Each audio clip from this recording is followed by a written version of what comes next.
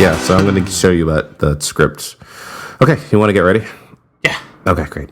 All right, cool. Yeah, Okay. Show me the script. And greetings, and welcome to our show, Fresh Geek Context. It is here we discuss insightful views on a routine bi-weekly basis over the incredibly nerdy things we can't stop talking about.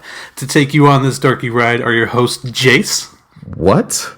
And myself, Josh. So why don't you take a seat, sit back, relax. We're here to do all the heavy lifting. It's about to get nerdy. This is episode 12. The last year of our childhood. That is not what we talked about at all. I know, but our podcast is growing up so fast. Josh. It's Kingdom Hearts! Okay, yeah, Kingdom Hearts. Square Enix announced recently that the long-anticipated, now borderline fabled Kingdom Hearts 3 is on its way into players' hands. Soon. But just like Square Enix is known to do, they're going to warm you up with a game before the main event. So, we're going to recap all the games in the series. So, you should be good with this one, right? Because you like the series. You don't like the series. No, I like it. But it's a strange one. Which one did you play? 1, 2... there's a game that came out for the PSP. Birth by Sleep. Yes, and a Game Boy game that came out ages ago. Chain of Memories. Maybe? I don't know. It's a really long time ago. And the rest is me watching YouTubers play and or GameFAQs or, Wikipedia. Yeah, or Wikipedia. See, I play games. Yeah, I mean, you definitely play games. I do. Where do we want to begin, though? I don't know. I'm going to leave this to you because this is, I mean, you've been a lot more active in video game land. I play a lot more casually, so I entrust the show in your hands for today. Oh, why, thank you. No problem. It's not like I stole the spotlight or anything in the beginning. No, not at all. So yeah, you know what? How about this? Let's start with our first experiences with the game. So what was your first experience like? Like, did you see the game and just thought, oh, that looks cool, let me play this? Like you mean how did like you get into it? So the first time how did I find out about Kingdom Hearts? Yeah, pretty much. How did I find out about Kingdom Hearts? I'll tell you exactly how I found out about Kingdom Hearts. I found out about Kingdom Hearts by watching television. I was eating dinner with my family, and I was cleaning up my plate, and I stood in front of the chair and I was talking to my dad. And you ever have that moment where you're talking and all of a sudden like your brain just goes on cruise control? Sure. That happens to me way too often, more than I care to admit. And he's talking to me, and I don't know what it is. Maybe I was just drawn to the television. But I'm looking at him kind of like I'm looking at you right now. Mm-hmm. And then my neck kind of started to turn. You have really beautiful eyes, by the way. Thank you. I turned, my neck kind of did this crazy, like, rotating head that you would see in, like, horror movies. Like The Exorcist or something like that. Sure. But it turned to the television, and all I saw was these cartoon characters jumping around on the screen, attacking things, and I saw a character that many people know from a wonderful Final Fantasy game, the villain known as Sephiroth. Mm-hmm. I saw Sephiroth on television, and I said, I need that game. And my dad is talking to me, and I'm not listening to anything that he's saying to me at all. Sure. So as soon as I was able to tune him out for about maybe 15 seconds, which, is a long time, as you very well may know. Yes. But as soon as I saw the title, I said, it's Kingdom Hearts. I said, that's the one I'm going to get that game. That was my first experience. Well, that's much better than mine, for sure. What's yours? So, like this is a trend with a few games that are now considered my favorite games. Mm-hmm. So, my first experience with Kingdom Hearts was not on TV, but actually, like, playing the game. So my brother, when I was little, we went to go visit him in Florida, and pretty much, me as how old was I? I think I was 11 when this game came out, 11, 12. Mm-hmm. My brother had the PS2 and he had this game. He bought it for his son, my nephew, and they were playing the game, and I'm just like, what are you guys doing? It was specifically, I remember the Winnie the Pooh level, and they were just playing this game, and I'm just like, what is this thing? And they're like, oh, it's got Disney characters in it, and then you run around with Donald and Goofy, and I was like, can I try it? Because that sounds kind of cool, I guess. And you're like, yeah, here you go. So I started playing it, and then and again, this is the Winnie the Pooh level, and I didn't go anywhere else in the game. If you remember the Winnie the Pooh level, you'll understand why. I do. And then I started playing. I'm like, this game is dumb. Like, why do you like this? This is weird. Here, take back the controller. And then that was it. I left. It wasn't until I think Kingdom Hearts 2 finally came out where I saw a trailer for that, and I was like, oh, this looks cool. Oh, wait, I think I remember that game. I think it was that game that I didn't like in my brother's house, and then I I bought Kingdom Hearts 1, and I was like, let me give it a real shot. And then I played it from beginning to end, and I was like, this game is amazing. And I immediately bought part 2 right after. So I want to bring to your attention, this is the second time that you've explained to me, at least on this podcast. The last time was episode 7, where you had a similar experience where you tried something, you hated it, and then you started playing it again. It's a trend. It's a trend. Is this a trend that you're referring to? This is the trend I'm referring to, yeah. There are multiple games where at first I was like, this is dumb, this is stupid, and then I pick it up at a later time, and I'm like, what was I thinking? This is awesome. Kingdom Hearts is definitely like that. My other favorite game series, which I think I talked about in episode 7, was Jak and Daxter. I don't know. You didn't tell me about Jak. No, you were telling me about the time where you were in Ecuador. Oh, right, Dragon Ball. And you were watching Dragon Ball. Yeah, so that happened with Dragon Ball, and it happened with Jak and Daxter, another video game. At first, I didn't like that, and then now that's like probably in my top 3 favorite games ever. So not to derail anything, because we're going to continue talking about Kingdom Hearts, but was there ever a moment in Josh's life where you saw a game and you said, oh, yes, this is it. This is like you fell in love. It was love at first sight. Oh, plenty of games. Crash Bandicoot, I definitely loved right off the bat. Okay. I really loved the first God of War right off the bat because I got that. That was back when there were actual like game demo discs. Oh, remember those? Yeah, I remember that. Yeah, holy crap! So I got one from GameStop for God of War, and it was literally the beginning of the game, the Hydra level. Whatever happened to those things, man? I still have it. It's somewhere around here. And I played that demo, and I'm just like, I want this game when it comes out. So yeah, there are definitely tons of games I played it at the beginning. I'm like, yes, this is the game. Okay. But there are just as many that I played. I'm like, I didn't like this, and then I came back to it at a later time, and I was like, yeah, this is for me. Okay.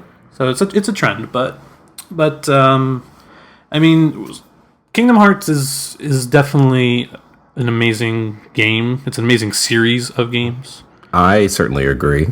Do you understand the story at all? So my confession, like I said before, is I played 1, I played 2. Sure. And I kind of filled in the blanks because I didn't know if it was necessary or if there was a real story. Because to me, and this is just how I perceived it at the time.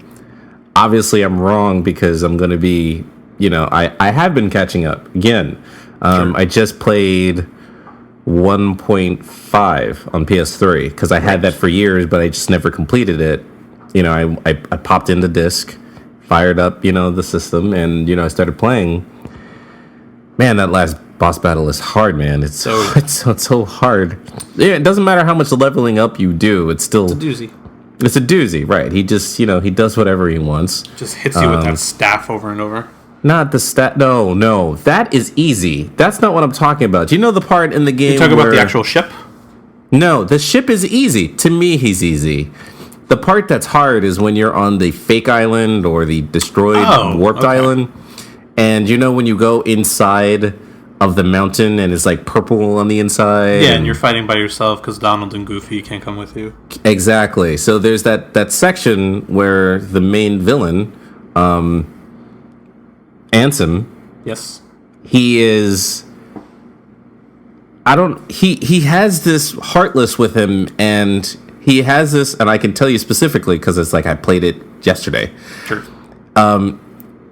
He says when Guardian Warrior, he has this shield attack, and once he does the shield attack, he sometimes couples it with this grab attack, and like he just like smothers you with his like armpits of the darkness.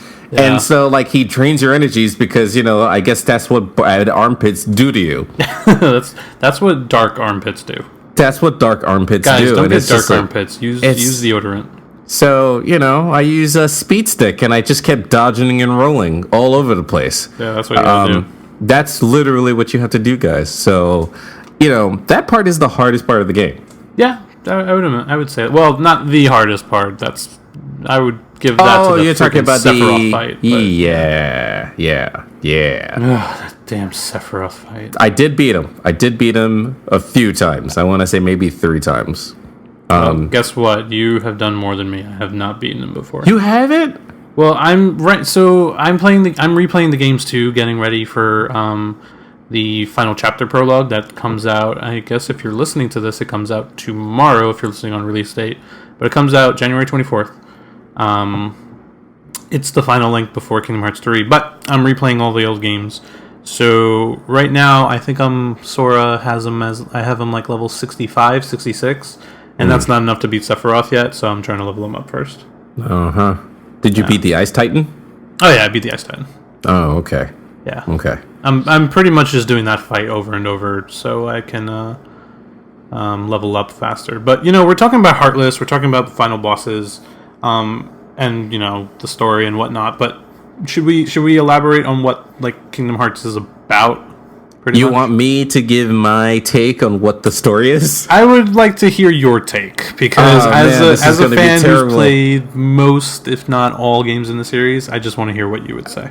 Okay, I need to preface this. Yep. I'm not really feeling 100 right now. I know it sounds like I'm 100, but that's because you just showed me before the taping of the show, and I'll put this in the description. Obviously, the trailers for the upcoming games. You know Yep. I don't know what number is it? Is it 2.8? It's called 2.8 Final Chapter Prologue. Jeez, I mean, they're just going to keep making games forever. It's going to be. And you'll notice a trend in the names of these games. Obviously, but they're Kingdom Hearts Pi 3.1.4. Like, hey, you never know. That could happen with these guys. Happen, and you know what? I wouldn't even blame them for it because I would buy it every single time. Same. But I digress. What I'm trying to say is, what is my synopsis? Yes. What is your synopsis of the first game? I'll say. Of the first game. Okay. The first game. Yes. Okay. So the first game is about the main character. His name is Sora. He has a bunch of friends. They live on an island. There's a bad storm. Oh, before the bad storm, he's been having these dreams where nothing makes sense, and it's like it's the trippiest lucid dream that you could ever imagine, right? And so I don't know how this works. Like, they live on an island, they don't go to school. It's like all of these things that I would never ask as like a kid. I'm like, yeah, these kids don't go to school, they just live on an island. Like, what do they do for an education? Are they only eating pow pow fruit? Is this really okay? But anyway, I'm getting ahead of myself. Sure. He gets swept off this island because the island is, or the world, which is never really fully explained. Is that the whole, like, is that their world? The island is their world. Side note, in Kingdom Hearts 2, you find out that the island is actually an island. If you go off to the coast, there's an actual town, there's a city, that's where they all live. Oh yeah, that's right. Okay, anyway, yeah. I need to give you the plot synopsis. Yeah. Sora gets lost. He pairs up with Donald Duck and Goofy. Of all people on the world. You're trying to find your friends Kairi and Riku, and Donald Duck are trying to find their king, who happens to be Mickey Mouse. So they do a trade-off, like, oh, you help me find my friends, I'll help you find your friend. So they go through all of these planets, which happen to be Disney movies, and you get paired up with the main hero of that world. And then at the end of it, they start the real story, and then the end. It's like, You're not wrong. I mean, it's the most ridiculous thing ever. If I were as sarcastic as most of my acquaintances, I would say it's the fan service game. It's like if you like Disney movies, you're gonna love this game. Yeah. That's really what it is. And then at the end, you were like, oh, well, we kind of get to know about Sora and what he's doing. Nope. Separation. And the end. And then they tease the crap out of you. They give you trailers at the end of the game, and you want to know more. And they just keep dropping more crap and more cryptic BS. That's my synopsis of Kingdom Hearts 1. that's what I got. I mean, that's pretty good. I mean, you're not wrong. So, yeah, it's basically, you're Sora. You get swept off this island. You're out to find your friends. You run into Donald Goofy. You help Aladdin seal the Jafar away at one point. And then, you fight Captain Hook. Did you ever go? They never did Jungle Book. The nerve of these assholes. They haven't done Jungle Book. I was upset that they didn't do Lion King in the first game, but in the second game they did, and I was like, yes. You turned into a little lion. It was really cool. I was very excited for that. Yeah. But I don't know, there's always going to be a part of me that's critical. But I mean, really, it's one of my favorite games. I've really enjoyed playing that series. When I first started playing, because we're going to go through all of the games. We're really going to talk about one, but we're going to talk a little bit more about the other games. It appeared to me at the time when the games were coming out, because there was even one, it appeared to me that they were doing a cash grab at times. Sure. Because it's not you make a Mario game, you buy the system, and the games are only going to come out on that system. And if you had a Game Boy, it's great, but they were doing this continuing story, but now we're going to Game Boy. I'm like, okay, I kind of have a Game Boy, so I'm okay with this. And then they started going to PSP, and I'm like, well, I don't really have a PSP at this time. Sure. And then they started moving to mobile, and I'm like, you're ticking me off, guys. That's it. And that's why I got annoyed with the extra games that they were doing. I didn't really think that they were relevant, but apparently you're telling me that it is. Yeah, so even though all the games are spread out, each of them has little important things that add to the overall arcing story that this series has. Mm-hmm. Specifically, how certain characters either came to be, or what certain characters, the main overarching villain of the entire story, how his plan kind of came together. Mm-hmm. So you see little things like that, which isn't part of the main 1, 2, and 3 games. They're technically set side stories, but they have core elements to them. With Birth by Sleep specifically, which is the PSP game you were talking about, that game is a prequel to the original Kingdom Hearts, and that has a lot of story beats that you would think would be a full full numbered release, but they kind of just move that over to the side, which is very frustrating. However, they kind of help you fill in the gaps within the games. Perfect example. My story before I played Kingdom Hearts 1, and then I went straight into Kingdom Hearts 2. At the beginning of Kingdom Hearts 2, you're not playing as Sora. You're playing as somebody completely different for the first maybe hour, 2 hours. Yeah. And I had no idea why. Was it an hour? I don't remember. Was it that long? It might have been an hour and a half or something like that. You're playing as Roxas. Okay.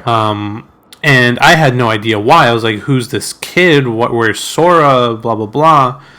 But the thing is, those questions, they were answered in the Game Boy Advance game that came out the year previously.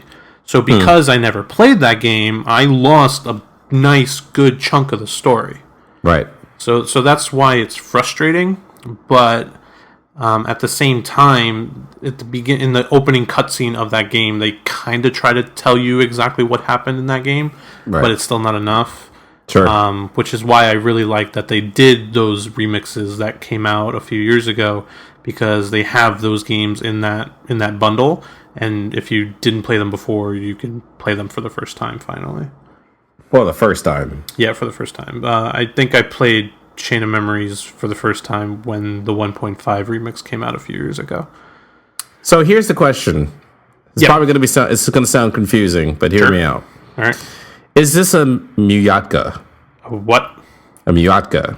It's Miuatga. Do you know what that means? No. Explain. It's an acronym that maybe I made it up. I don't know. But it's making it up as they go along. And I say that because the first story made perfect sense to me. Like, I got it. Then, like, Kingdom Hearts 2 came out, and I was just like you. And I remember going back and getting the Game Boy Advance game, and I got really into it. I really did. Sure. But I couldn't finish it because I screwed it up.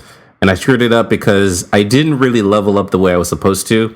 So I never got the card that I needed in order for me to complete one of the bosses. Sure. So it was impossible. And I didn't have another save for me to go back and like retrace my steps. So I was like, forget this. I'm not going to start over. Sure. So now I'm playing it on the PS3 on 1.5 remix. And I remember everything I hate about this game. it's terrible. I'm playing cars. I don't want to play cars. I just want to beat things up with a Keyblade. Sure. And you know what? You actually bring up a good point about cards. So the other cool thing about this series is, not only are there multiple games, not only is the overarching story awesome, for the most part, each game has like different mechanics. So the first game, it's an action RPG. So you're running around, you're hitting people with a Keyblade, which is kind of like a sword, which is possibly the worst weapon ever, because why would you use a key to bash somebody with? It's not sharp. I don't understand. Sharp, but it's less violent and more friendly for children from ages. That is true, but 5 to 12. It's probably also a metaphor. Look, I'm unlocking your death with this key. I don't know. Who knows? But I feel like there's a dirty Ghostbusters joke in there. Yeah, there could be. Are you the keymaster? I am the gatekeeper. I am the gatekeeper.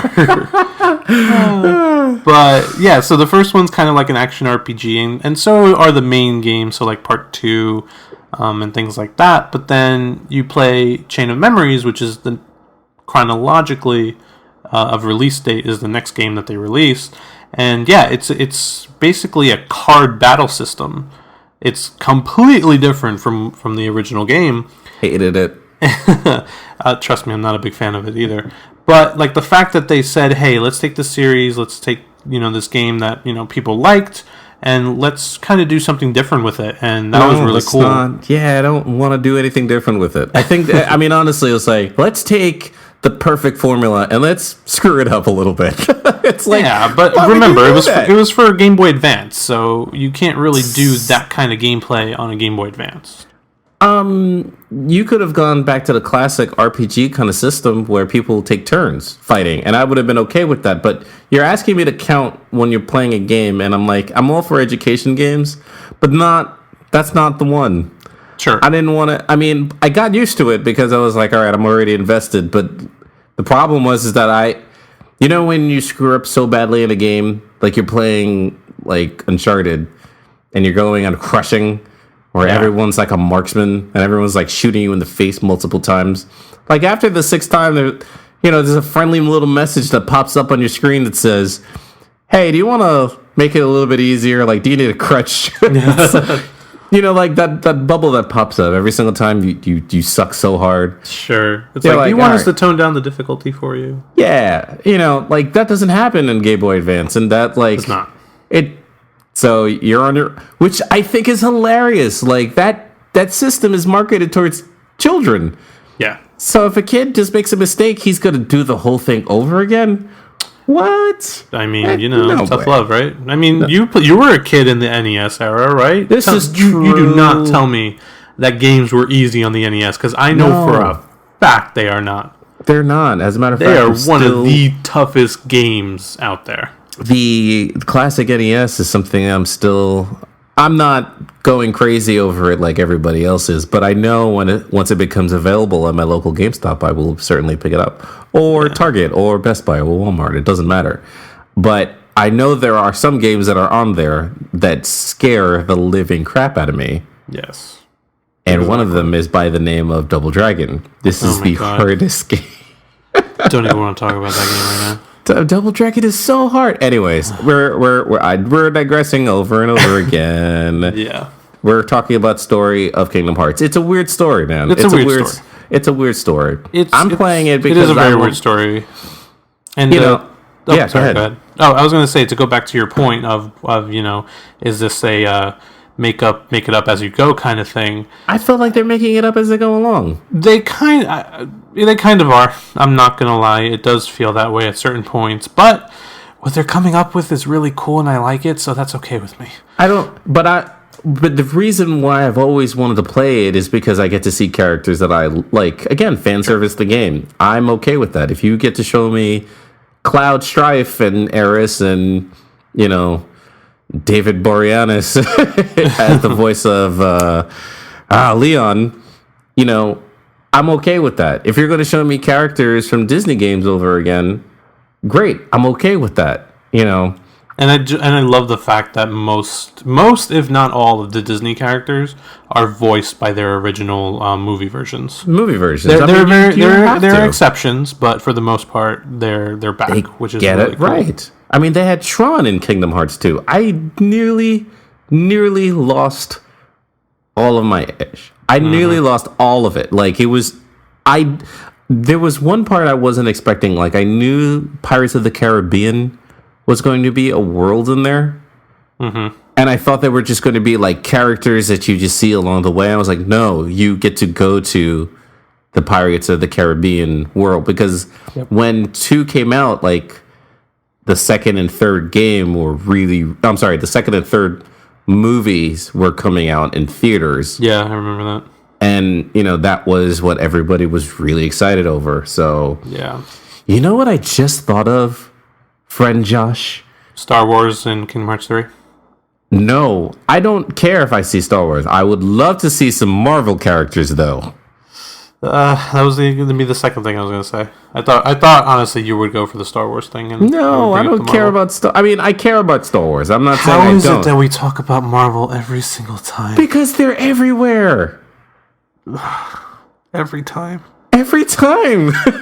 I mean, look, if you're Sora and you have a Keyblade, and then Iron Man comes in and he's like, it sounds like you need an upgrade on that Keyblade. Oof, that'd be awesome. That would be awesome, dude. That would be real. Oh, man, now I want Marvel. Well, they confirmed Big Hero 6 for Kingdom Hearts 3 already, so at least we get that. It would be so good. I want some Pixar worlds up in here, though. Yo. Yes, let's make that happen. Can we send this episode to Disney and Square Enix? Tetsuya Nomura, if you are listening, we would like Marvel, we would like Star Wars, and we would like Pixar. Thank you. These are our picks. Because to me, it feels like they threw in Pirates of the Caribbean for part 2, personally. A little bit. Because it felt so out of place, but it was like, all right, you know what?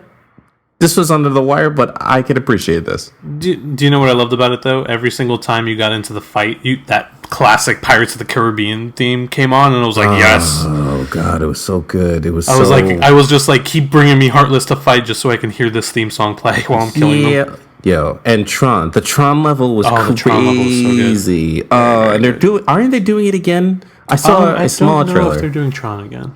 I saw Jeff Bridges. Cool. Jeff Bridges is in the game. Oh, that's right. Jeff Bridges. Well, that was in Dream Drop Distance. That's the 3DS version. So I think they do make a trip back to Tron in that game. Yeah. Oh my God, it's so good. Yeah. But listen, if you're playing Kingdom Hearts, like, I know they want to fill it in with their whatever made up stories that they're making, but really, why are you playing the game? You're playing the game because you want to see Disney characters again. Pretty much, yeah. And thank you. Yeah, for sure. I mean, I will play that. I will play the game over, go to different worlds just to explore the worlds that they have. Like, what's my favorite world from the first game is probably it's a toss up between Halloween Town, just because because I love that world so much. And then the other world that I love the most is probably Agrabah when you go to Aladdin's thing. That's another level I like a lot. It's hard for me to choose. I mean, there was the Tarzan level, which I enjoyed tremendously. Tarzan's fun. And the first game. I like the freaking tree surfing that you get to do. Yeah. The Hades level in part 2 was amazing. Oh, in part 2, it's awesome. In part 1, it's a little but in part 2, it's a lot better. You know what? I take it all back. I know exactly what my favorite level was, and I'll tell you why, because I was hoping to see it in part 1, and it looks like they were teasing it. They changed it. I always wanted to see it in the first game. I was getting excited because I didn't look ahead. I was just playing it and just like experiencing it. But I wanted to see the Beauty and the Beast world. Ah, yes. Because that's one of my favorite movies. Yes. So when Beast came in on the very last part of that, and he's joining you in Hollow Bastion, I was like, okay, so Beast is here, and Hollow Bastion kind of looks like Beast's castle, but this is clearly not Beast's castle. Yeah. So I said, I felt cheated. I felt like, this is dumb. This is stupid, right? Sure. But then you pop in the disc for part 2. You're playing the game. You're going through all these awesome worlds, and some worlds were developed tremendously. Some levels were scaled back a little bit, like Little Mermaid. Oh God, we don't talk about Little Mermaid in part 2. Yes, Part 1 is fine. Part 2, part 1 is fine, but part 2 it was just like this is some more BS going on right now. We don't talk about Little Mermaid in part 2. What was that? Anyway, we're not going to talk about what that is. If you guys, if you are wondering out there, what Josh and I are referring to, the world inside of Kingdom Hearts where you visit, Atlantis, if you will, is an underwater experience. You have fins, you have a Keyblade, and you go around. You defeat Heartless in the water. You could level up. It's a cool level. It's kind of like you're flying, but you're swimming. So in gameplay mechanics, it's really all the same. But when you revisit that world in Kingdom Hearts 2, it's not a playable level.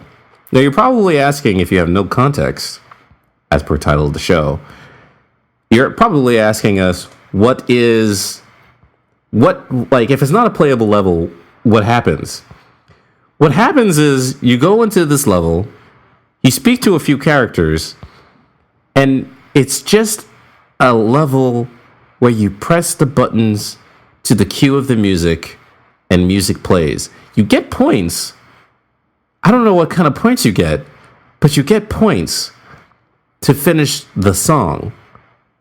It's the worst.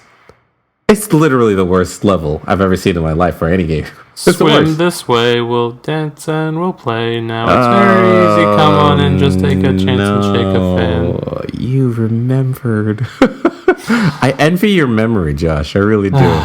Because I've worked very hard to erase that from my memory, and you brought it back in like 30 seconds. Swim along, just joining the song and musical for everyone to have a lot of finny fun. Finny fun. Anyways, that level, it's bad. But let's talk about the good level. You actually get to explore Beast's Castle. You do, and yes, you could tell like the work that they put into it. It's great, and some of the villains that you have in there. You get to revisit the levels and you get to experience. So the main characters are the heroes, and then you have the supporting characters that you have from all the Disney worlds. Then you have the villains, the Heartless that are in the first game revisit the second game, but also there's a second set of weird-looking villains called Nobodies, which is what is left in the wake when the heart gets separated from the body. They're called empty husks, Nobodies. So when you're defeating the Nobodies in Beast Castle, I think that's one of my favorite villains because he's challenging, he's fun, and yeah, man. I'm just, you know what? I'm remembering now. There's a lot of story elements that happen in there, like when you go to Mulan's world, and Mulan was fun. Mulan was fun, but I was expecting that Kingdom Hearts 2 was going to be more emotional, and I didn't get that. There are certain towards the end it gets a little bit more emotional, but like the actual Disney world's not so much. No. There's one part, and we're gonna kind of blast through some of the others before we go to break because we have to be mindful of the time here. Sure. There was that level. You remember this level? There was a nobody who had a sitar, who had the power of water. You remember? You know where I'm going with this, right? Oh my god, yes. Okay. Spoiler alert for anybody that hasn't played this game. You're Sora. You're in the new Hollow or the revitalized Hollow Bastion. Because there's no castle again. Yep. And you're going in. The town or the world gets attacked by an army of heartless and nobodies. And you literally fight that army, which I love that fight. Oh my god, that was the best part of the game. One of the best parts of the game. Yeah. And you fight one of these nobodies, and as you defeat him, there's one heartless or nobody that pushes a rock or hurls a rock, or a rock explodes and it hits Goofy on the head. And I was not expecting that. I was not expecting that at all, man. Like, when that happened, I remember pausing it and just staring. I was like, they did not just kill Goofy. I think they just killed Goofy. Yeah. So, like, Sora has this moment. He's like, we have to go now. And they leave Goofy behind. And I'm thinking, like, what is happening? I can't believe this is happening. And, like, if we're going to start, like, okay, so we're going to skip a little bit. The music in the Kingdom Hearts franchise is phenomenal. Yes. Okay. And I wasn't expecting the music to be that good, but I actually got a preview of the soundtrack. I got a lot of songs from the soundtrack in iTunes. And I was listening to it, and I was kind of imagining where the story would go. And so there was one song that I kind of gravitated towards, where there was this, like, it was just kind of this introspective moment. And in my mind's eye, I imagine Sora is kind of standing, and he's looking out, and he's like daydreaming. And you can see, like, Donald Duck and Goofy, like, trying to talk to him, trying to get his attention. Right. But something bad happened. So I'm like, I wonder what happens at this part. So when Goofy, quote unquote, dies, I thought that that's what's going to make Sora this, like, angry person. Like, he was going to take revenge, and he was going to do something that, you know, was not expected out of Sora's character. But then a few moments later, Goofy comes back, and he's okay. And I'm like, what? Why would you do that? I don't like that, you know? Sure, like they pulled a fast one on you almost. But the explanation is like, I'm a cartoon character, you know, I get hit in the head so many times I lost count. Sure. And that's, I don't know, like, I felt like that, you and I always talk about missed opportunities. That was a missed opportunity. Right. Because you could have really pushed, I mean, who knows? I don't know what they have in plan for Sora's character, but, like, that could have been something you could have used. Could have, but, you know, Sora's, like most anime characters, is like this carefree kid who has a big responsibility on his hands, but he's always, like, happy and all about friendship and the power of the Keyblade and all that, so. Power of the Keyblade. So, but to your point about the music, yes, the music is quite beautiful in this game. Mm-hmm. And what I'm super happy about is, have you heard about the Legend of Zelda orchestra? Yes. How they go around from city to city and they play the music from Legend of Zelda? Yes. They're going to start doing that for Kingdom Hearts now. And I am... Where do I sign up? I'll send you the link later, and we'll also put it in the show notes so you guys can sign up too. Awesome. But yeah, they're gonna start doing that for Kingdom Hearts, and when I read that, I was just like, I am in. I need to go to see that orchestra play the music from this game. Hell because it is honestly one of the best video game soundtracks out there. It's very, very good. It's very emotional. It sets the mood. It can get you pumped and it can make you sad at the same time. Yeah. In the same song, mind you. So it's just really, really good. Whenever I'm just driving in the car and I have my songs on shuffle, if one of the Kingdom Hearts songs comes on, I'm just like, oh, okay. Yeah, it's happening. This is relaxing. And then it gets to like the super cool part, and you're just like, all right, now I'm pumped. I need to go like 70 on the highway right now. Oh, when is that? We need to. Yeah, we're going to talk a little bit more about this. But like, what about the mechanics? Because we always talk about like gameplay. Yeah. So yeah, I mean the gameplay. We kind of touched a little bit upon that, but the gameplay. It's in the part one. They kind of knew what they wanted to do. So the fighting action RPG mechanics. It's a third-person action game pretty much, but with RPG elements. If anybody's played like the new Final Fantasy that just came out, or has played games like what are some third-person action games like God of War, Uncharted, stuff like that. Star Ocean. Very, very early of that. So if you play the modern games, you've seen the evolution of it. Sure. So the first game, it's like, okay, this is fun, but they can definitely improve it. When you play part two, you're just like, oh, they've improved it. Like everything. Like part two is leaps and bounds, combat wise and mechanic wise. Dual wielding keyblades. It's so much better than Kingdom Hearts 1. It's what was the development time? I think it was Kingdom Hearts 1 came out in 2002. Yes. Kingdom Hearts 2 was it 2002? We're going to find out. Yeah, we're going to talk about this later. Yeah, I believe it was 2002, and then Kingdom Hearts 2 came out in 2005. That's only 3 years, but you would think with the amount of work that they put into the mechanics of Part 2, you're just like, oh, wow, they improved so much in that amount of time. It's a little ridiculous. Jiminy Cricket. So the last thing we have is replayability, but what we're going to do together is we're going to save that for Part 2. We're going to be back after these messages, but we're going to play some wonderful break music for you. Josh? We have messages? Messages, break music. Oh, okay, that. Okay, all right, cool. I'll play some music now. All right, we'll be right back.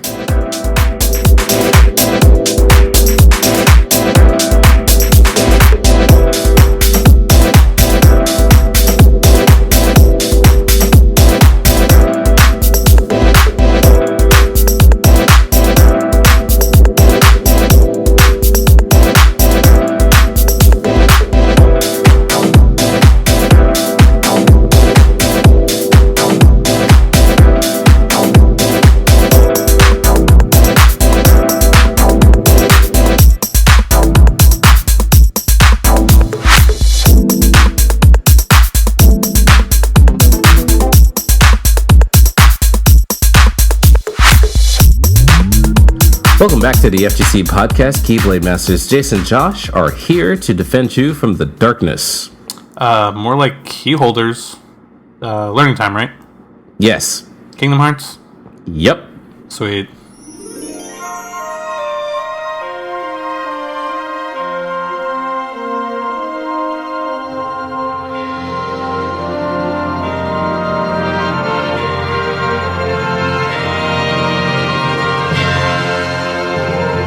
In this episode of Learning Time, we dive deep into Kingdom Hearts. Kingdom Hearts is a series of games from the company Square Enix in collaboration with Disney Interactive Studios based around the adventures of its protagonist, Sora. Kingdom Hearts was a project led by famous Final Fantasy character designer Tetsuya Nomura. He and Shinji Hashimoto and Hironobu Sakaguchi wanted to create a 3D environment for players to move freely around in, much like their rivals at Nintendo with Super Mario 64. But who could ever go toe-to-toe with a cultural phenomenon like Mario? That's right, Disney characters. Hashimoto was able to pitch the idea to Disney directly, and development started in February of 2000. The title Kingdom Hearts was conceived by Nomura while thinking about different Disney parks, most notably the Animal Kingdom. However, the game could not be called just Kingdom, and so the development team started thinking about Heart, as that was starting to be the core story element of the games. The team combined the two together to form Kingdom Hearts. Though Disney gave Nomura freedom in the characters and worlds used for the games, he and his staff tried to stay within the established roles of characters and boundaries of the worlds. Nomura had stated that though many of the Disney characters are not normally dark and serious, there were not many challenges making them so for the story, and despite this, their personalities shine because they maintain their own characteristics. Although Square Enix originally wanted Mickey Mouse to be the main protagonist of the Kingdom Hearts series, and Disney wanted Donald Duck as the protagonist, the role was eventually set as Sora because Nomura wanted a human protagonist. Early on, Sora was designed as a young lion-human hybrid wielding a chainsaw-like weapon with a lion's head keychain. The merging of Sora's design with elements from Square's proposal is referenced by his original costume, which shares many elements with Mickey's. Kingdom Hearts has a significant fan base primarily from its hybrid of characters from Square Enix's characters matched with the world of Disney. The series has been received well by critics and fans alike, making it one of the most successful franchises today. A wide variety of related merchandise has been released along with the games, including soundtracks, figurines, companion books, novels, and manga series. As of October 2013, the Kingdom Hearts series has sold over 25 million copies worldwide. With the release of 2.8 Final Chapter Prologue being the final link, fans eagerly await the next main entry in the series with Kingdom Hearts 3.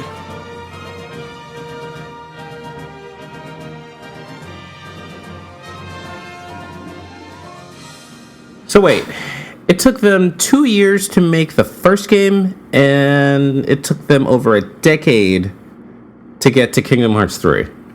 Yeah, sounds about right to me. Yeah. That doesn't make any sense whatsoever.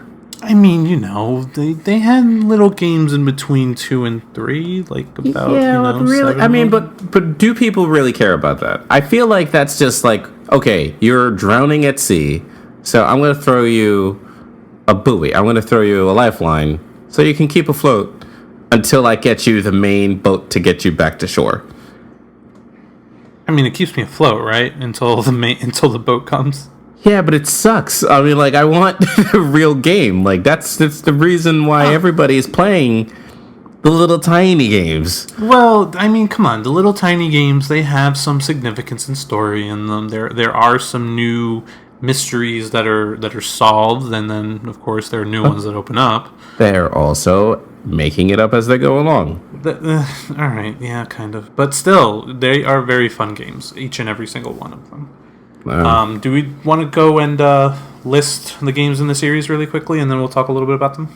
Yeah, we could do that, and then we can also talk about replayability, because that's what we were talking about before, or what we wanted to talk about before the break. So, how many games are there in total? I defer to you, because... Yeah. There's at least a good 7, I think 7 entries right now, 7 or 8. 7 or 8 entries, okay. Yeah. So we're gonna just talk about those 7 entries. We're not gonna include the quote unquote RE games, which the RE games they stand for remix or redone. But we can mention it. We can mention it real quick. We can mention it, yeah. So the first game, of course, just plain old Kingdom Hearts. Plain old. The first one. Plain old. Hey, listen, plain old is good sometimes, all right? Just like plain old pancakes, not with chocolate chip, just plain old. True. So, that's what I mean. I do remember buying that game, and I'm sure I have it. I definitely have it. I still have my original games. There's something about that box, artwork, man. That's so good. Yeah, there was something very special about that, The heart-shaped moon and them just staring up into it. Yeah, like, what are you even staring at? I don't even know. And, like, I knew... See, now... did you ever play Final Fantasy VII? To this day, I have not. You're bugging. You're crazy, man. Yeah, you haven't? No, and that's why when certain Final Fantasy characters pop up, I'm just like, who's this person? Oh, man... Okay, well, this reference is going to go completely over your head, but whoosh. It's the main, or the 2 characters that, the Kingdom Hearts series talks about, Sora and Riku. I laughed when we were discussing about talking about learning time, because they were talking about like the character design. To me, it didn't really feel like they did character design, because those two characters remind me of the main characters of Final Fantasy VII. Sure. And Sora really reminds me of Cloud Strife, and Riku really reminds me of Sephiroth. And down to the eye color, if you look at his eyes, it's just like I'm clearly staring at. Riku is not a crybaby, though. Yeah, I mean, all right. I will say though, yes, I have not played Final Fantasy, but I do know who those characters are. Oh well, that's good news. Okay, so I mean, yeah, that'd be a little bit of a crime if I didn't know who those two were.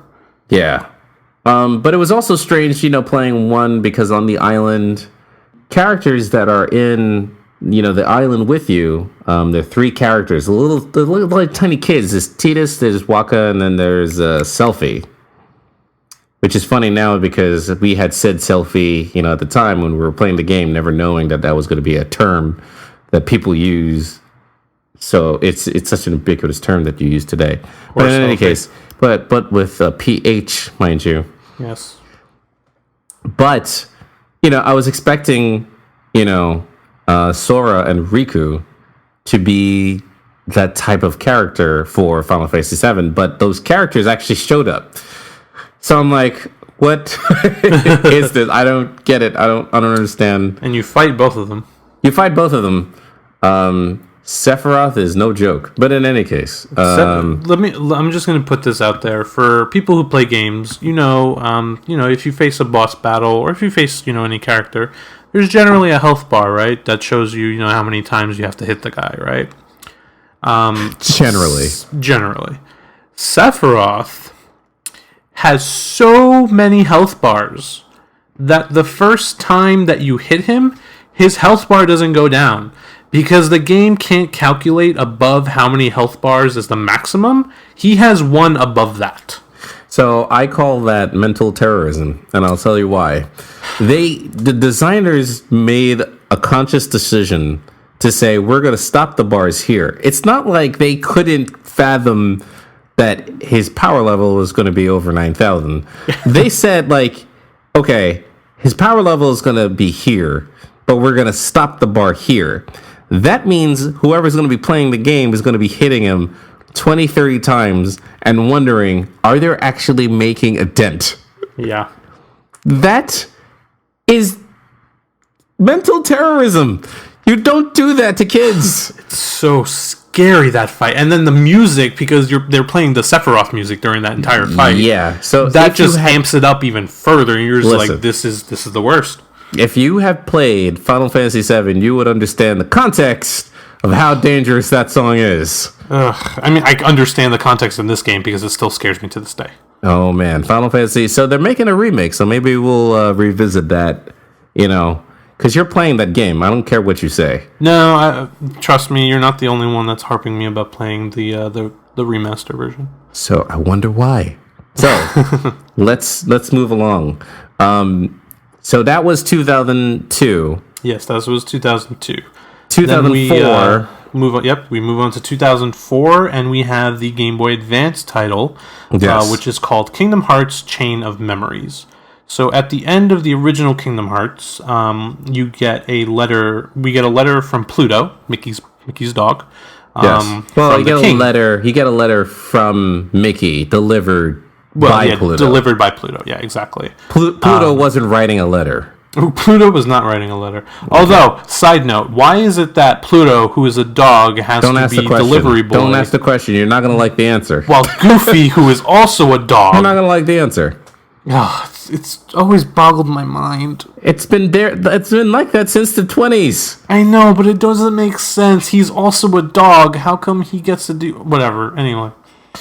So this game, at the end of Kingdom Hearts 1, you get that letter, and that leads directly into Kingdom Hearts Chain of Memories. Now, mind you, it's not Kingdom Hearts 2. It's not. But this game starts directly after Kingdom Hearts 1. Right. So you go into Castle Oblivion. Correct. Which is a strange castle where all of the nobodies reside, from the bosses that you fought in the first game. And so they're upset that they don't have bodies or hearts anymore. So, and the construct of the Castle Oblivion is strange, simply because as you move through it, you're using your memories, but you're losing other memories. So it's like a trade-off. Exactly. Hence why the game is called Chain of Memories, because as you go through the castle, you start remembering less and less and less until you remember almost nothing. Or as you remember more. So, I mean, like, I don't know. It was a strange game because, again, we talked about the mechanics of it, and I don't like card-based play systems. But they did introduce a little bit of story, I guess. They introduced Nominee, and they introduced a little bit. Also, the nobodies that you were talking about. There's actually 13 of them, and 13. They are part of an organization called Organization 13. Yes. Which you learn more about in Kingdom Hearts 2, but this started setting the little seeds for that. I don't really feel like 2 really explained much of anything. It explained a lot, but that is the next game in the timeline, in the release order. That is the next game in the timeline. But 2 important characters that they did introduce was Roxas, and Axel, who I really loved Axel, but I felt like he didn't really like have a role. Like he had a role, but man, Square Enix is maybe too good at, I don't want to say bait and switch because that's not the word I'm looking for, but sure, they tease and they don't reveal anything. You know what I mean? So let's go down to Kingdom Hearts 2. Sure. Kingdom Hearts 2, the mechanic has completely been revitalized. They introduced Axel, and towards the end of the game, he dies, but I don't really know if I felt anything. I was like, yeah, he seemed kind of cool. Sure.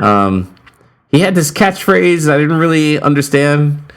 Got it. But I wanted to keep saying, got it memorized, And he had this clown makeup, like tear under his. I was like, don't call it clown makeup because then I won't be able to look at him anymore. But it's not clown makeup. Whatever helps you sleep at night, John. But in any case, it was a strange game, and one of the characters that's talking with Mickey at the end is the real Ansem. Correct. So voiced by Christopher Lee. Voiced by Christopher Lee. Yes, there are a lot of really cool voice actors throughout these games. Sure, but the legend, the late Christopher Lee, is on a game, PlayStation 2, where he's literally talking to Mickey Mouse. You're dying of laughter right now. I can't. You? It's just so ridiculous when you look at it. But yes, so Kingdom Hearts 2 expanded the story even further. You play, as I mentioned in the beginning of the game, you don't play as Sora first because at the end of Chain of Memories, in order to, since Sora lost all his memories, in order to gain them all back, he has to be put into a deep sleep. Mm-hmm. And Nominee, which is the character that you meet up in there, she puts Sora in kind of like this egg incubator type thing. I still don't know the exact name of it, but it's shaped like an egg. And she puts You got Sora, the gist of it. Yeah, exactly. She puts Sora to sleep, and she's the one that's actually putting together his memories again. But she's not Kairi. She's not. Well, she's spoilers. Whatever. We're so far deep. She's Kairi's nobody. Oh, right. That's I do remember. But because Sora is in this egg incubator, when you start Kingdom Hearts 2, you're a completely different. You start the game as a completely different person. You're not Sora. Right. You start off as a character called Roxas. Right. And as you play the game, sea salt ice cream. Sea salt ice cream. It sounds weird, but apparently these characters love it. I want it. But you play Roxas's last few days of summer vacation, and as you play it, weird things start happening to him, and then you eventually realize he is actually Sora's nobody, And in order for Sora to regain all of his memories again, Roxas has to merge back with Sora. Mm-hmm. And you eventually do that, and then you go off on your adventures. And you fight all the different nobodies. Not before a uniform change, because he's been wearing them boy shorts. Yeah, he's been asleep for a year, and the clothes, he's still wearing the clothes from the original game, and then he gets out of it. You see, the short shorts are, super short now. I would say that game came out, in 2016, that's actually current style, the quarter shorts. That's what they call them. I would never wear that. I would never wear it either, but that's not for us to decide. Right. So that's Kingdom Hearts 2. Correct. And Kingdom Hearts 2 also had a ridiculous... Well, Kingdom Hearts 1 had an alternate ending because in Japan gets all the crazy stuff. They had a remix Kingdom Hearts 2 that we never got for years. It pissed me off. For years. For years, exactly. It was called Kingdom Hearts Final Mix. Final Mix. And there was a scene that you could only see on YouTube if you lived in the Americas, where YouTube wasn't a thing back in 2002. No, it wasn't. But, when the game came out, they had videos floating around online. So I had to go watch it. I don't know what it was. Dailymotion. Whatever was out there at that time. Newgrounds. Yeah, whatever. Yeah, that was... Man, you are bringing it back. E-Bombs World. E-Bombs World, that's it. College all over again. Anyways, right. I was very upset because I was actually thinking about modding my PlayStation just so I can buy the game because I was that obsessed with this game. But there was this one video. Apparently, when you completed the game and you did this little tiny thing, you could see Cloud Strife fighting Sephiroth. You couldn't play it, but you could just see it. I watched this video so many times. That's how obsessed I was with the series. And then at the end of it, you also saw another trailer that was teasing what was going to be happening in Kingdom Hearts 2, which I watched probably consecutively 30 times in one sitting. Yeah. And because there were so many little tiny hints and little clues that they were dropping for what was going to happen in Kingdom Hearts 2. And it was just a guy, holding two Keyblades, and he's running up this tower, you'd see in a Japanese anime movie. And I fell in love with it, man. I remember watching that video for the first time, yeah. Yeah. And then Kingdom Hearts 2, I was expecting that again, but they didn't do that because they had 3 new characters in the middle of a desert. And I'm thinking it's Sora, but Sora is jacked. And I'm thinking it was Donald Duck and Goofy, but Donald would have to have been a woman because she looked womanly. Yep. So I'm I don't know. This may not be Sora and the gang. So apparently they're new characters and they were introducing more characters that This is where I got lost. I was because one of them is. Well, we'll get to them in a little bit. Okay. Without taking too much time, of course. Yeah, well, that's going to be a game we're going to come across in a few moments. Okay, so after Kingdom Hearts 2, they took the Game Boy Advance game and they were like, "Hey, let's take this Game Boy game and make it for the PlayStation 2." Thank God.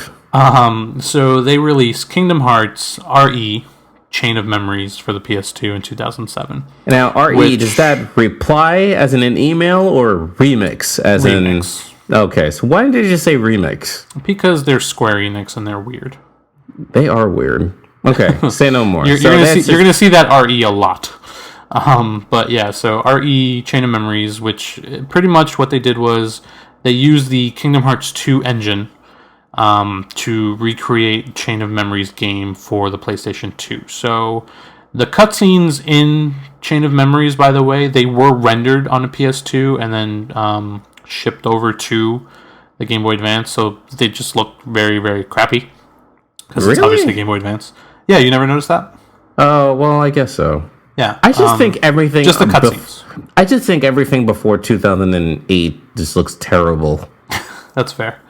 But yeah, so then they redid, but then, all the other cutscenes and everything else that happens in the game, they redid it using the Kingdom Hearts 2 engine. So it looked like Kingdom Hearts 2 pretty much. But for the most part, pretty much the same game. Nothing else happened. Okay, so then after 2007, there was a game called Kingdom Hearts. I'm reading your notes here. Kingdom Hearts Coded 2008. Correct. I'm on the DS. I didn't have a DS, so sorry, Nintendo, you're not getting my money. Yeah, I didn't. I actually skipped out on Coded. You skipped out on Coded. Okay, I skipped out on Coded. The story of Coded, however, was that at the end of Kingdom Hearts 2, there was a letter that you received from King Mickey. Right. And from that letter, pretty much, he's asking for Sora's help to come in, and that's where Coded starts. So Coded is basically like there were missing pages in Jiminy's journal, and I do mean Jiminy Cricket from Pinocchio. He's actually your guide throughout all these Kingdom Hearts games. Let your conscience be your guide. Exactly. That's also on iTunes if you want to purchase it. Of course it is. But so Jiminy keeps a diary, and he writes everything that you all the adventures you go through down. And he finds this page that he doesn't remember writing that's encoded with this encryption and a secret message from Naminé, who, again, you met her in Chain of Memories and in Part 2. And eventually, eventually they decipher it. It's been a while since I've seen the cutscenes for Coded, so I don't exactly remember what it was. I'm telling you, they're making it up as they go along. Yeah, Coded was weird. I'm telling you. From Coded, we then move on a year to 2009 to a game, again, I didn't play. Yeah, I saw this when I worked in a game store, and I refused to buy it because, number one, I didn't have a DS, and number two, they're making it up as they go along. Well, I didn't play it, but in the remix for the 1.5 on the PS3, which we'll also talk about in a little bit, they included the cutscenes for... so Kingdom Hearts fans will get very upset if I don't say this correctly. It's Kingdom Hearts 358 over 2 days. Not 358 over 2 days. 358 over 2 days. 358 over 2 days. Yeah. Do you understand? That's the name of the game. Do I want to say maybe in 2010? Yes, it was 2010. I Googled the significance of that. I couldn't get a direct answer. So basically, the game is you're playing as Roxas throughout the entire game this time. The same person that you played in the intro of Kingdom Hearts 2. Beginning of Kingdom Hearts 2. Right. But in Kingdom Hearts 2, you learn that he used to be part of that Organization 13 that we talked about. Mm-hmm. So the 358 is pretty much the number of days he was in the organization. He was in there for nearly a year. He was in there for almost a year, exactly. So why is it 358 days? Well, that's how many days he was in there. He was in the organization for 358 days. I understand. Why can't I say 358 over 2? Because the way that they marketed this name is weird. I don't know. So Square Enix are weird. Yes, they're just weird. Okay. It's 358 over 2 days. Okay. And basically, it's really cool. It's a really cool game because, like I said, I watched the cutscenes. It's a really cool story about Roxas, and he's like, yeah, I'm part of this organization, but I kind of don't like what they're doing. And then, the betrayal the organization does because he finds out that they're just using him because since he's Sora's nobody, he can also wield a Keyblade. So they're just using him for the Keyblade, essentially.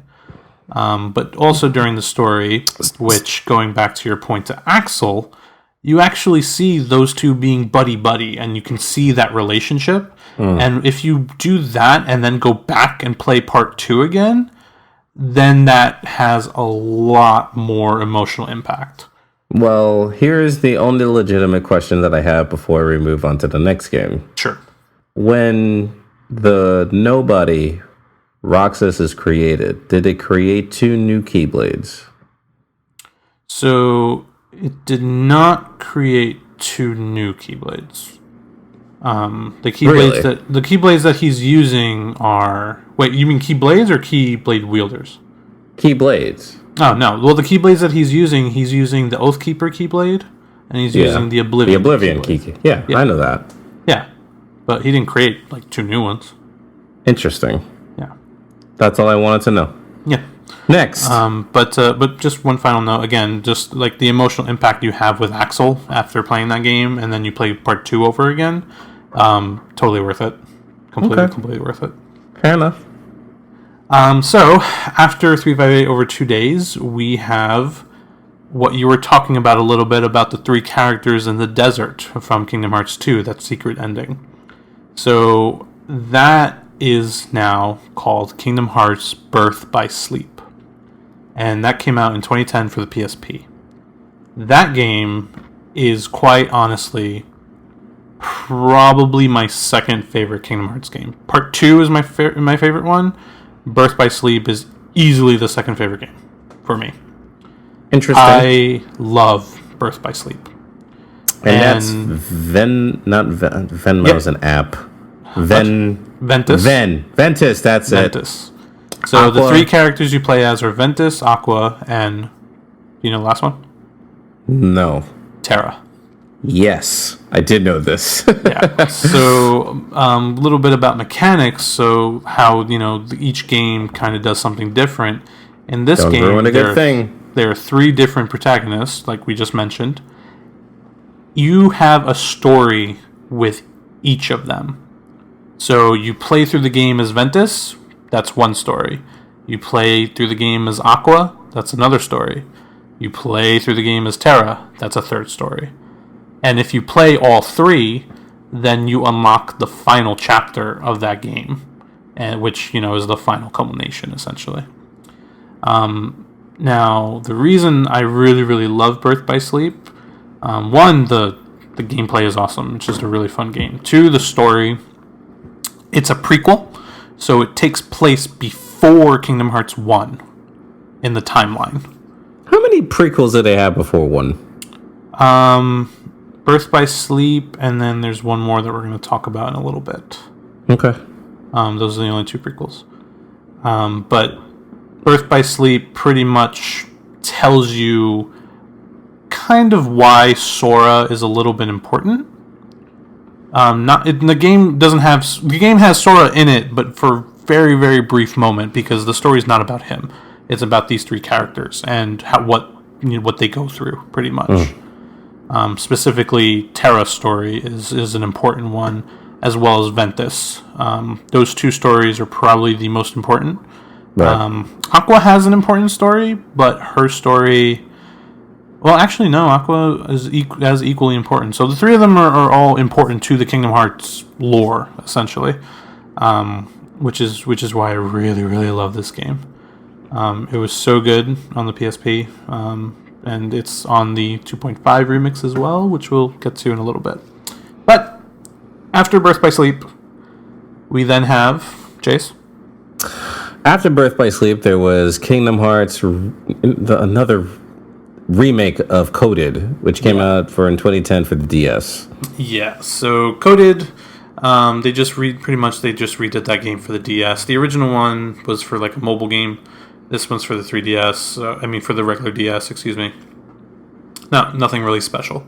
Right. However, the game after that was Kingdom Hearts 3D. Now, this one I do remember, but again, I never played it because I didn't, Nintendo, weirds me out sometimes. They're good, but I know, if I buy into it, I just become such a, rabid fanboy.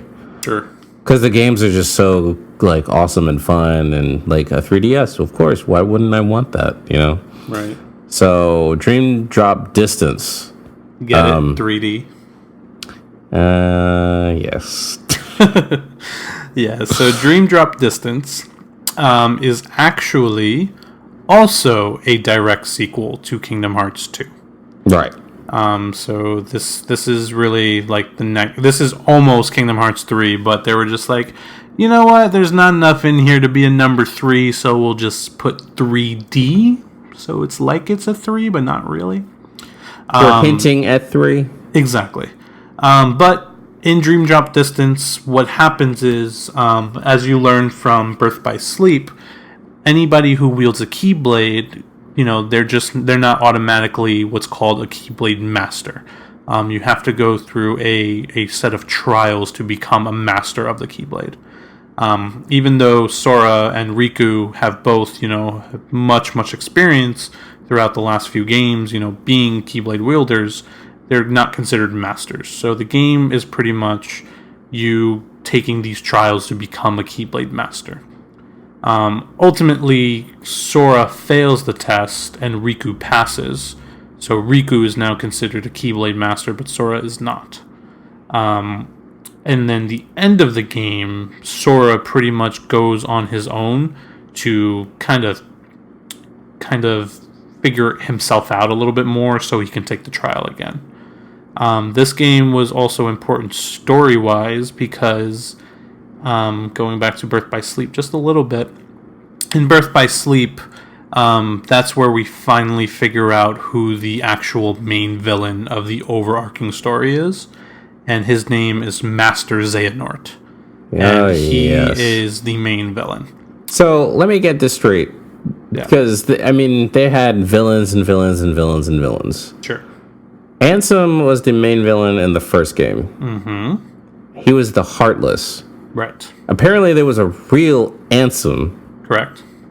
And in the second game, his name was Xemnas, which I thought was really clever. I gotta say, Square Enix, they're weird, but they are smart in how they do things. Because Xemnas is as Ansem with an X in it, and that's how exactly they named all of their characters. So Roxas is Sora with an X in it. Exactly. So if you're looking at his friend Axel, if you take the X out, it is A-L-E. Is it Ale? Is it Leah? It's Leah. Right, exactly. Leia or Leah, that's his real name.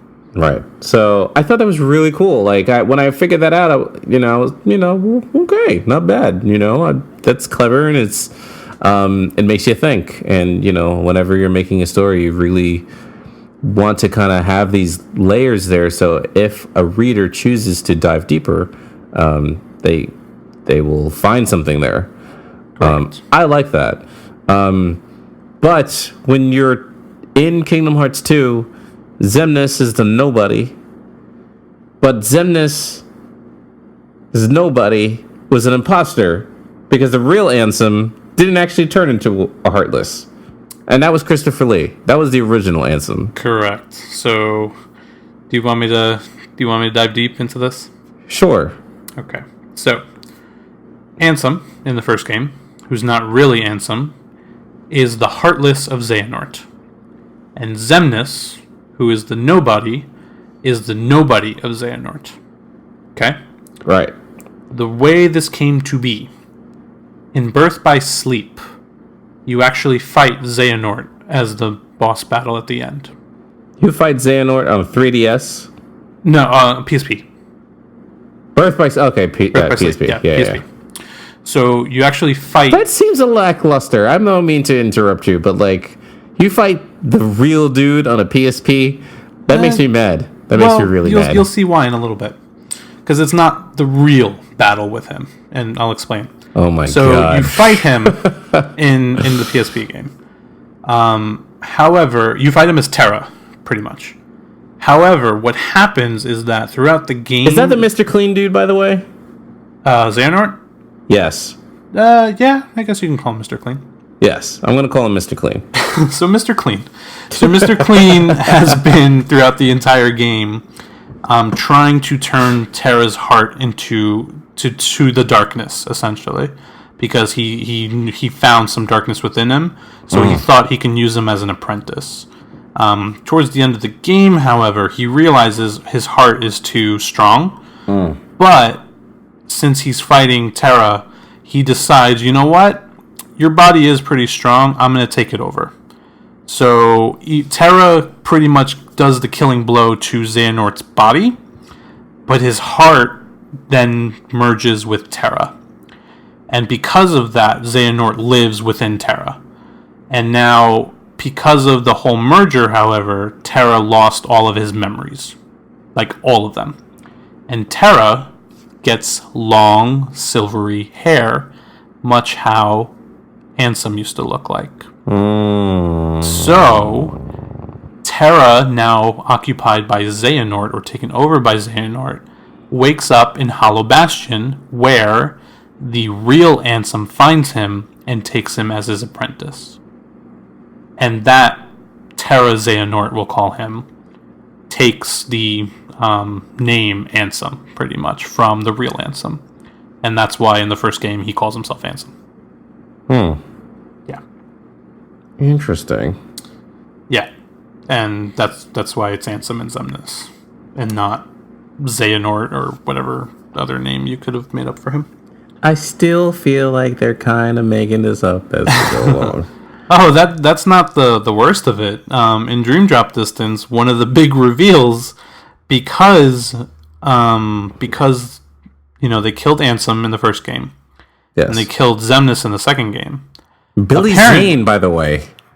Billy Zane, yes. Billy Zane, the voice, yeah. He was the voice. But apparently, when you kill somebody's Heartless and somebody's Nobody, the original person returns. Okay, just stop it. just stop. So, in Dream Drop Distance... This is ridiculous.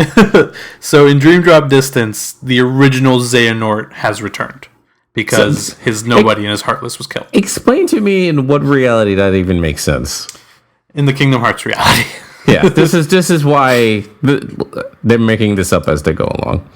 And to go one step even further, mind you. Oh my god, here we go. Ready for this one? No. Because Sora defeated the original Organization 13 in Kingdom Hearts 2, Xehanort needs a new Organization 13, right? Oh my god, okay. Do you know what his Organization 13 entails? What? They are different versions of him from different times.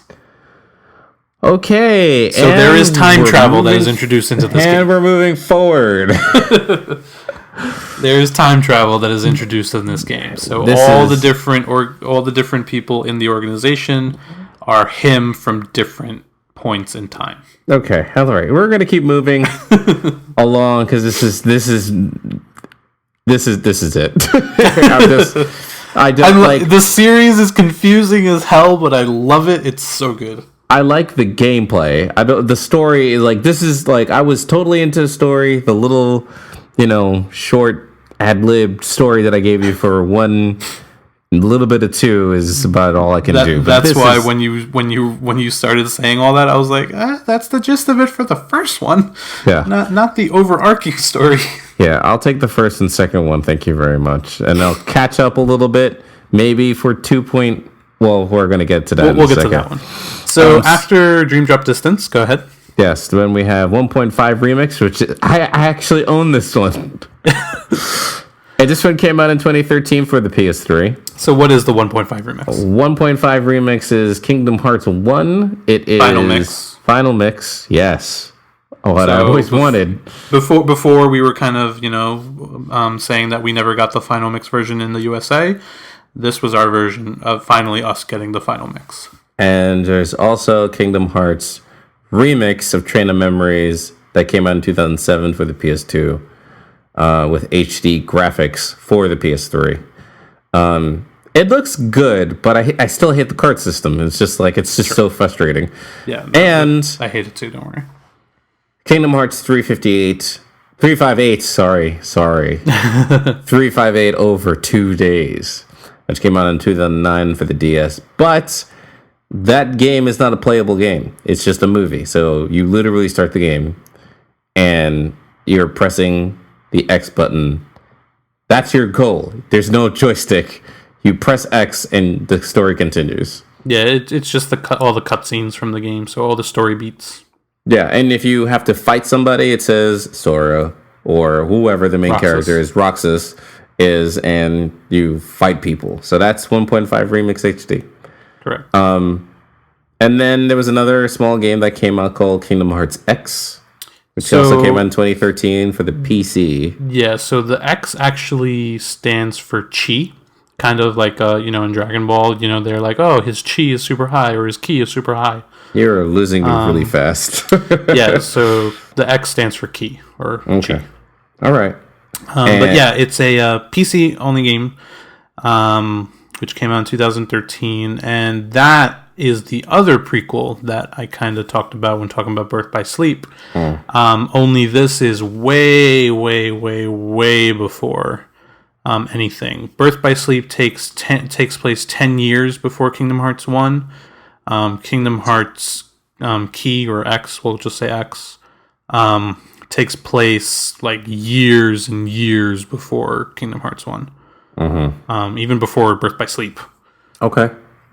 So it's basically what leads to what's called the Keyblade War, and why in Kingdom Hearts 1, when you play that game, there's just like, you have a Keyblade, like holy crap, because nobody has that anymore after this war. Okay. There used to be people with, they're like, your mother could have had a Keyblade back in the day. But there were war. daggers. Yeah, pretty much, yeah. And then after that, if you want to take this one. The next one after that was Kingdom Hearts 2.5 Remix HD, which came out in 2014 for the PS3. And that featured 3 games very much like the 1.5 that came out, what was it, a year before that? The year prior, yeah. Yeah. So they're just taking games and just pushing it all together, it makes me happy because that's exactly what I want in a game, because there's a lot that I've missed. Right, so it's a collection of the games. It's a collection of games. Yeah, I mean, I only played 2, and that's the only one I really cared about. So right, so then you get the other 2 games in there that you can now. So play. You get Kingdom Hearts 2 Final Mix. Right. You get Kingdom Hearts Birth by Sleep Final Mix. Correct. And then you get Kingdom Hearts Remix Coded. The cutscenes of it, yes. Just like they did in the last game. Exactly. So, I mean, they're doing it all over again. And, they still have my money. Oh, yeah, no, definitely. I bought both of them. I still have them. And then after that... Oh, go ahead. No, after that, they came out with an iOS game, which I was super excited for. And it took me 30 minutes to download the damn data.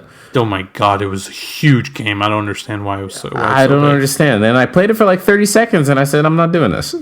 Yeah, it's not that great, honestly. It's probably like for a Kingdom Hearts game, I'm just like, I'm not really feeling it at all. It's not Super Mario Brother Run. Yeah, for iOS. By the way, side note, you are playing that game way too much. I cannot catch up to you. You're not going to, because I kick ass. It's insane how good you are in that game. Because I'm dedicated. That's how I do it. So anyway, we'll talk about it on another game. Maybe we'll have some previews on how I do things. Maybe you can learn a thing or two. Right. But now for the final game for now. Which, if you're listening to this on podcast release day, tomorrow, Kingdom Hearts 2.8 Final Chapter Prologue is coming out for the PlayStation 4. And what that entails is Kingdom Hearts Hearts 3D Dream Drop Distance. Correct. It's that in console form. You can actually play it, so it's not just the cutscenes. You can play the full game on the PS4. It has the cutscenes from Kingdom Hearts X, which is that prequel game. Right, exactly. Or Key, yeah, exactly. You got that. And the other is Kingdom Hearts 0.2. Correct, 0.2. And that is a direct sequel to Kingdom Hearts Birth by Sleep. A fragmentary passage. Correct. And you play as Aqua from that game. And I think it's about a 3 to 4 hour story, maybe.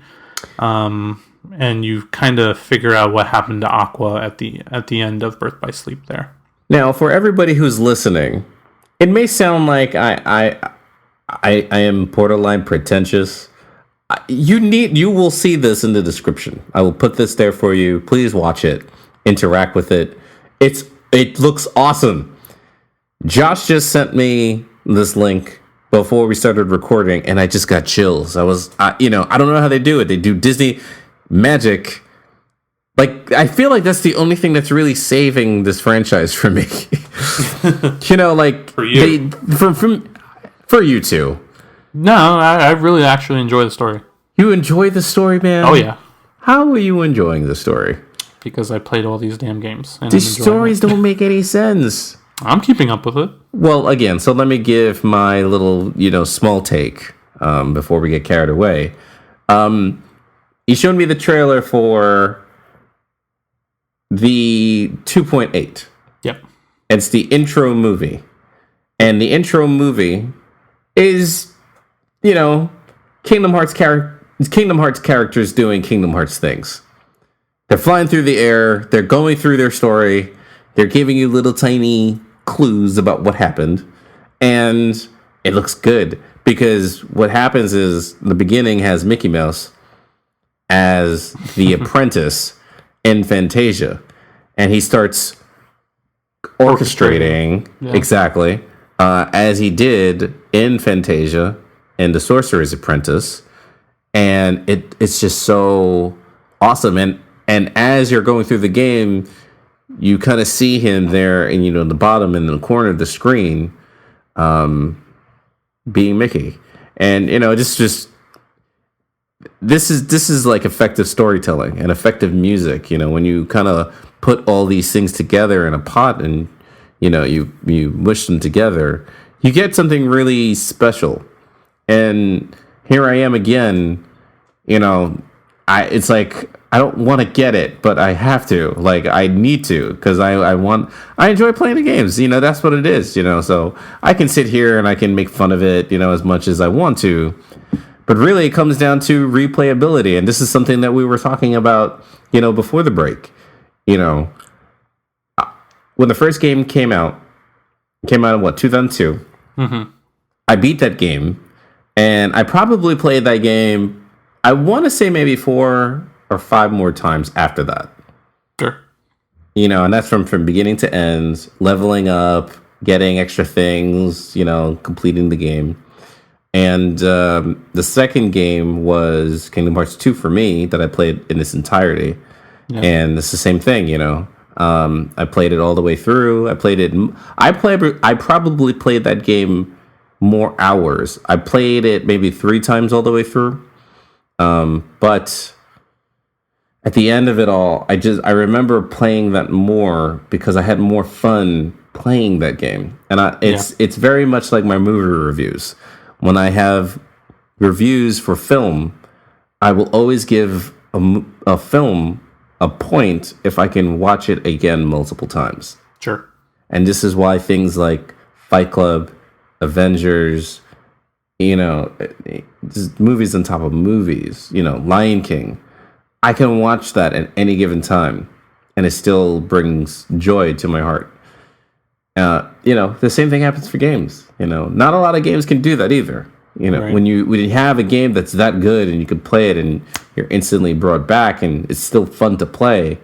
Uncharted 2 does that for me. The original Mario Brothers. I don't know about Mario Brothers. I'd say Sonic 2 does it for me. Yeah. Yeah.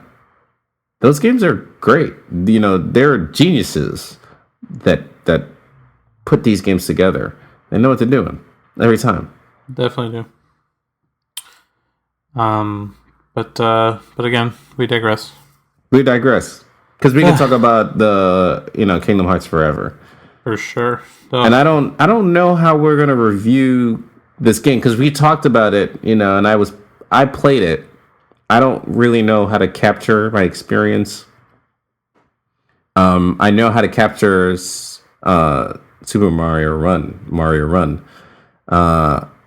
But maybe we could talk about this after the show and how we can share our video game playing experiences because you probably play a lot more than I do. But if you see me playing, it's going to be a lot of sucking because I'm not great, So all these people, they do these trick shots in these games. I don't want any part of it, I play alone. Just turn on the system, play the game, and that's it. And then you're done. Then I'm done. So, is there anything we forgot? Well, there's 2 more games that we need to mention really quickly in the Kingdom Hearts series. What is there? What did we forget? So after Final Chapter Prologue, later this year, I want to say maybe 2 months after, They are re-releasing the Kingdom Hearts 1.5 and 2.5 remixes again. What? But this time for your PlayStation 4. That way you can have the 2.8 this is great. As well as the 1.5 and 2.5. So you have them all in one system. Oh, that's perfect. Yep. Yeah, I'll do that because I only have 1.5. I never got 2.5. Well, there you go. See, so now you can get that collection when it comes out. I want to say that comes out in March. I could do that. I could totally do that. So that's the next Kingdom Hearts game. And then, of course, the coup de grace, Kingdom Hearts 3. Oh, how could I forget? That's never going to come out, is it? That's not coming out this year, is it? I want it to come out this year. So here's the deal with Kingdom Hearts 3, okay? Remember, Kingdom Hearts 2 came out in 2005. Right.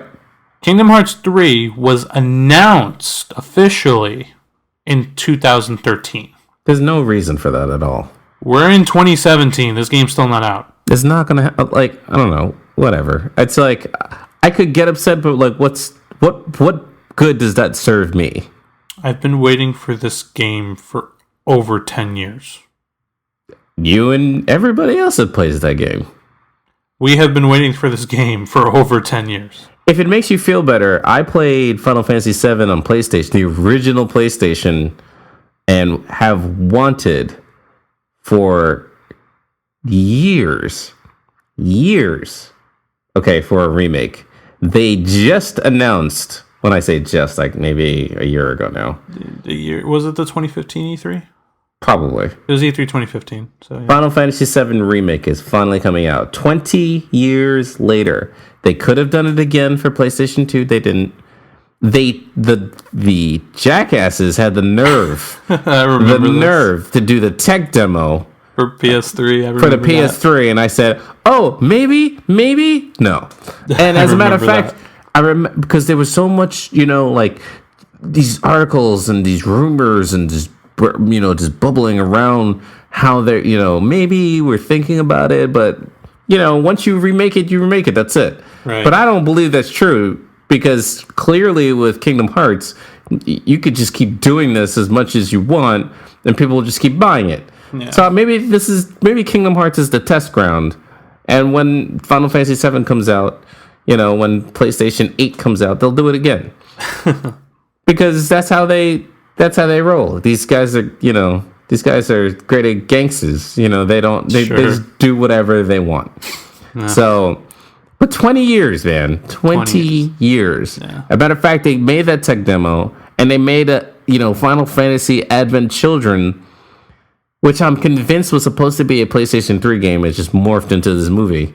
I wouldn't be surprised. And nothing. Nobody said anything until that tech demo. I'm sorry, not a tech demo, an announcement that they were actually going to make the game. Yeah. And, here we are in 2017. Still not. 20 years. They do have a gameplay demo, which is great, because I wanted to know if they were going to do the turn-based system. Yeah. It doesn't look like it's going to be a turn-based system. It's going to be more Kingdom Hearts. Kingdom Hearts, right. It looks like, I'm Cloud Strife standing... So it's a legitimate remake and not a update. No, not an update. Yeah. Not an update at all. Yeah. So... but one quick thing about Kingdom Hearts 3 before we wrap up here.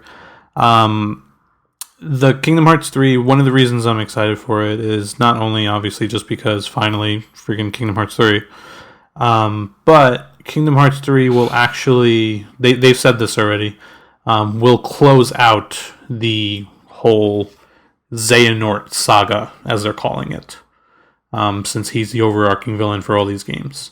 Now, once that saga has closed, they have already announced that, there's going to be other Kingdom Hearts games, but it's not going to be about Xehanort. So this will be the final Xehanort saga game, which I'm excited about. Finally, finish it. So that boss battle better be, better be epic. I plan to play as every single character that I want. The PlayStation 4 has the power and the ability to bring back every character ever. If I wanted to fight as Ariel in Atlantis, I want to make that happen. They should be able to figure that out. I really hope they don't put Atlantis in this one. I'm tired of Atlantis. We've I'm had it for not. 2 games in a row. No, are you kidding? If they put Atlantis with Uncharted 4 water? Are you kidding me? Right. With Uncharted 4 water, that's fine, but... Thank you. Don't even tell me that. Oh, God. No. But for real, they announced Big Hero 6 as one of the worlds. They announced Tangled as one of the worlds. I did see that. That looks awesome. I really hope that there's some type of Marvel or Pixar world. Dude. And then, for the nerds, if they put Star Wars, that's fine. I mean, I feel like Star Wars is going to be a given. They're just making it look right. Well, they'll probably just use like the Rebels, Star Wars Rebel style or Clone Wars style. Oh, no, don't use no. That's a terrible idea. Are you kidding me? What do you mean that's a terrible idea? What other style would they use? I don't want them Luke to do what Skywalker. they did with... Dude, I don't want them to do what they did with Pirates. It looked too out of place. Oh, no, but this is the PS4. I know, but still. You can make a good Luke Skywalker in Rebels style. Mm. And have Mark Hamill voice him. Completely off. That would be pretty badass, actually. Yeah. Completely off topic, but right before we finish, did you see the new Mario Brothers game trailer? We're gonna have a conversation about this after the fact, but yes. So I was freaked out when I saw it at first. Okay, maybe we'll have like a supplemental episode. Maybe that'll happen. Who knows? I don't. I'll just say this: I was freaked out when I saw that. I legitimately went, "What? Yeah. What is this?" I did not have plans at all to buy a Switch. I was like, okay, this is cool, but then I saw totally the pre-ordered game. mine, by the way. Totally pre-ordered it, but still, I was taken aback by that damn trailer for the Mario game. It's Mario and Grand Theft Auto. Oh, there's a video I have to show you later, by the way. Yeah, we'll have a supplemental episode. Okay, so that is Kingdom Hearts 3 to be determined, I'm sure, right? Hopefully this year, but if not, probably next year. Okay. At least we have a way to re-indulge in the Kingdom Hearts before the main event. Definitely. And as always, thank you very much for tuning in. I'll tell you what, if you like what we had to say, you can follow us on Twitter. I am at Jace Rockland, and Josh? I am at JCA90. You can also find us at FGC Podcast or email us at freshgeekcontext@gmail.com. You can also visit our website at freshgeekcontext.com for past episodes. And lastly, if you could, please hit that subscribe button for us on iTunes. It goes a long way for us to know that you're still listening. And you can go to the podcast section or the podcast app on your iPhone or iPad and share with your friends so they can be Fresh Geeks too.